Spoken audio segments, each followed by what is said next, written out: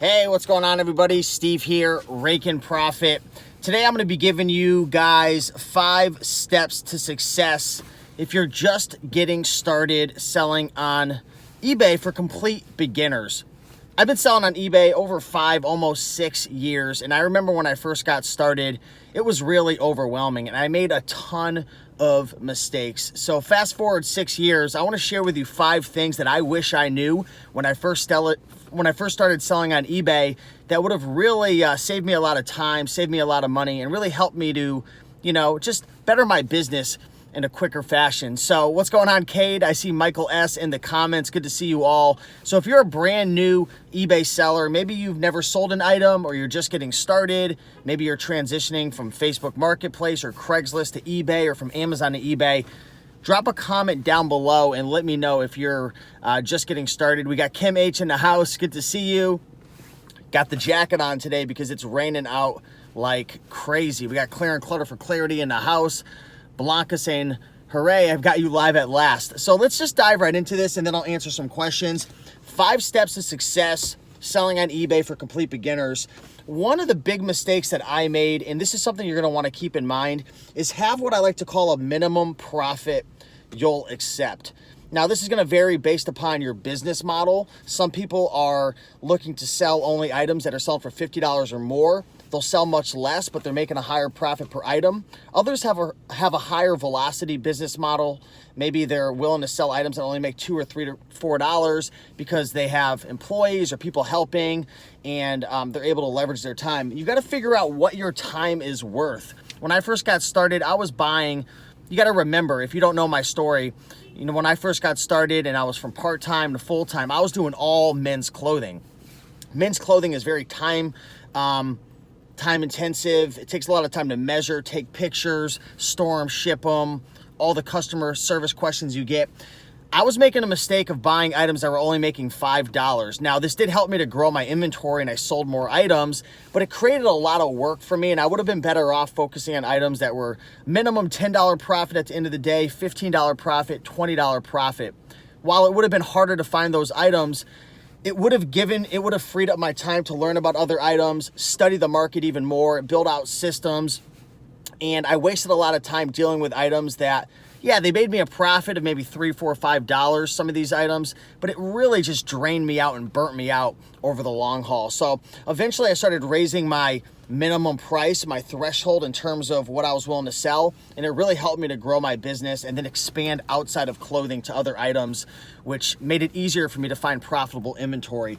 Tip number 2, you've got to have daily listing goals. The big mover in my business, going from part-time to making it a hobby, I was working full-time at the Cracker Barrel. What allowed me to really transition over to quitting that job and eventually going full-time with eBay was I developed a daily listing goal. So I would list at least 10 items per day, every single day. That came out to anywhere between, 50 to 80, depending on if I worked the weekends or not. But mostly it was like on average 70 items a week I was listing. When I got to that point and I raised my minimum acceptable profit from $5 to $10, listing at least 70 items a week. Yeah, things might have, not sold as quick because I wasn't dealing with those lower end items, but my overall profit and business grew from there. So daily listing goals, figure out how much income you want to make. Take a look at how much you're making now with all your listings and start to scale that out. What if I listed 7 items a day, 5 times a week? What if I listed 10 items a day, 6 times a week? How many listings would that be? How would that correlate to my overall sales and income? Because there's a huge correlation between the quality of items that you purchase, how much you list, and how much you make, right? So the more I listed, the more money I made. So daily listing goals are huge. So number 1, figure out your business model, your minimum profit that you're willing to accept. Number 2, daily listing goals, whether that's 5 items a day, 10 items a day. The third thing that really helped me out a lot, and if you're a beginner, a complete beginner, you need to focus on studying the sold listings. I talk about this every single day. Appreciate that, Adam. He said, smash that like button. So if you're enjoying this video, smash that like button. Studying the sold listings every single day for me was huge. I would do it for at least 30 minutes a day. Sometimes it would be an hour. Other times it would be an hour and a half. Sometimes I would even study it and go live on YouTube and just practice with, my followers back when I had 1,000 subscribers and whatnot years back. But studying the sold listings is huge because you're going to become acquainted with what types of items are selling, what brands are selling well, what colors, what materials, how often they're selling, what are the price points, what are the really popular sellers doing that I need to do. Like, for example, I learned that a lot of the sellers that were getting top dollar in the clothing market were using dress form mannequins. They also had nice, clean backdrops, distraction-free photographs that really helped to get top dollar. I noticed that they were including multiple measurements. So all of these things really help you out a lot when you're studying the sold listing. So not only do you want to, list daily, but you need to be educated daily as well, whether that's studying the sold listings or even watching thrift haul videos on YouTube, listening to podcasts, reading blogs. All of that helped. So those are the first 3 tips. Number 4 is you need to build out your systems slowly but surely. The systems in your eBay business are going to either make or break you. They're either going to save time for you or they're going to waste time for you. They're either going to make you happy because you're able to find an item or stress you out because you have no system for your inventory and now you're freaking out and canceling orders because you can't find the inventory because you got 400 items in your bedroom and a closet. That was me. It was crazy. So build out your systems. Build that foundation out. Build out your systems for shipping. Go to USPS.com and order a bunch of shipping supplies. Get a little shelf and organize your shipping supplies, your tape, your poly bags, all the stuff that you need, your boxes. Build that out.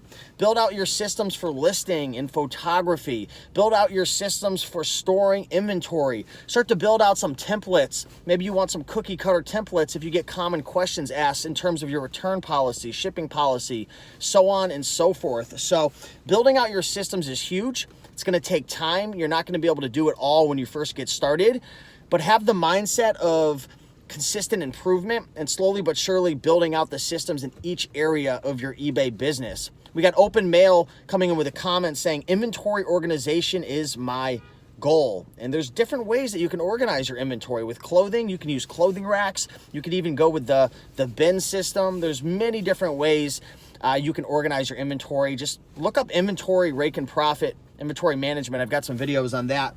And the last thing that you need to focus on, and this is huge because you can have your minimum profit you'll accept all good and ready to roll, and your business model. You could be listing on a regular basis. Maybe you're even scaling your listings and you're listing from 5 to 10 to 15 a day. You might be studying the sold listings, watching YouTube videos, listening to podcasts while you drive. You could be building out all your systems, but if you don't have this 5th thing in line, none of that matters.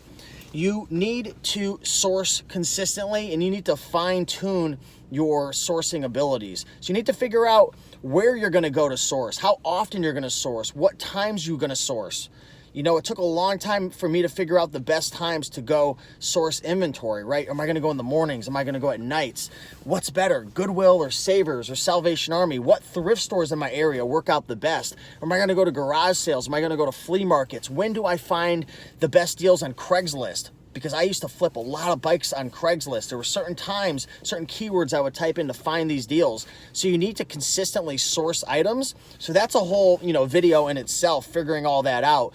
But if you can't consistently source quality items and increasingly source more profitable items, your inventory is going to stay stagnant. You're not going to grow your inventory. You're probably not going to make more money. So you've got to figure that area out.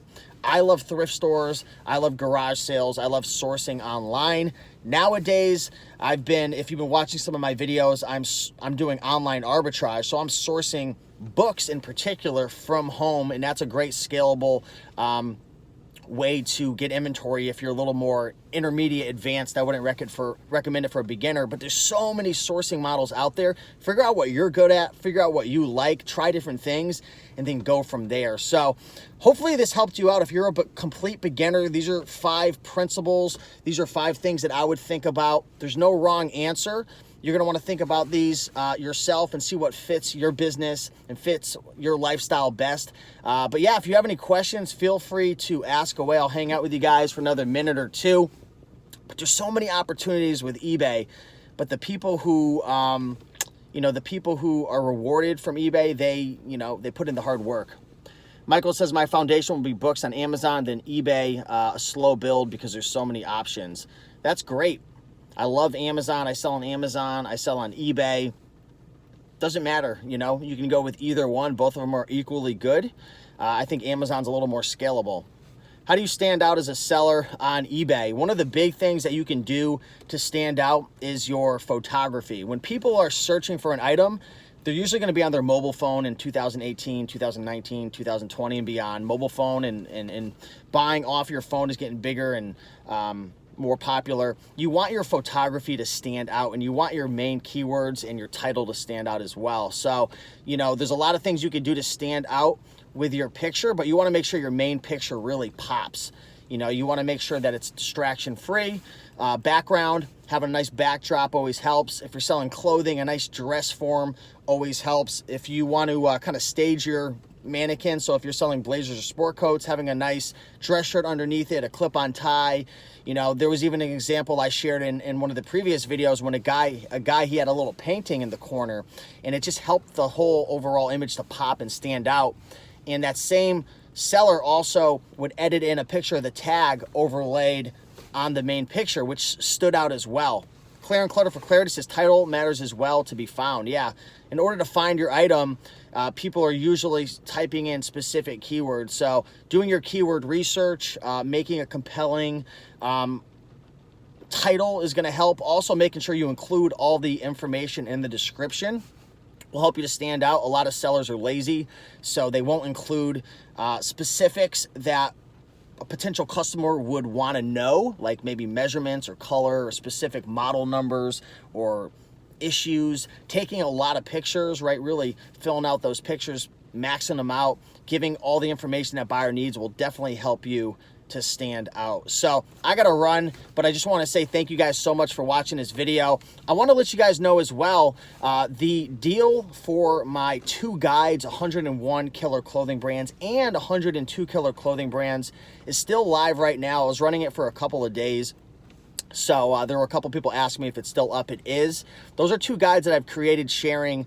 Well, they're 2 guides. One's 101, one's 102. So it's 203 brands that I highly recommend, if you're starting a clothing business on eBay, that you go out and buy. And it's not just a list of brands. It's literally all the brands, a picture of the tag, what to buy, what to avoid, you know, a low, medium, and high ranking for each book, market demand. I also include what I like to call a Raiken profit jackpot item for each one of those clothing brands. So if you check the first link down below, usually those guides are $67 each. I'm running a sale for both of them for $20. So I really want to help out the beginners, the new people. Trust me, this deal's not going to be open for much longer if you watch this video in the future. Just trying to help out some of the beginners who, you know, don't have a lot of money, and I'd rather have them spend their money, to be honest, on inventory and maybe building out their foundation versus spending hundreds of bucks on education. There's a lot of free education out there, but you also got to value your time. For me to create these 2 guides,